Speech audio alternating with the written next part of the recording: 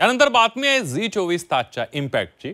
धाराशिव जिल्ह्यातील करंजा गावातील पूरग्रस्त महिलांची व्यथा झी 24 तासनं दाखवल्यानंतर महिलांना सॅनिटरी पॅड वाटायला सुरुवात झाली आहे। महिलांनी झी 24 तासचे आभारही मानलेत आणि या सगळ्या झी 24 तासनं बातमी दाखवल्यानंतर मदतीचा ओघ सुरू झालेला आहे।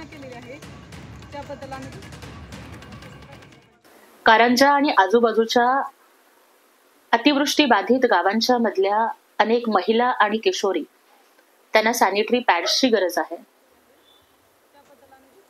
पावसामुळे होतं नव्हतं ते सगळं उद्ध्वस्त झालं, अंगावरच्या कपड्यांनिशी बाहेर पडावं लागलं।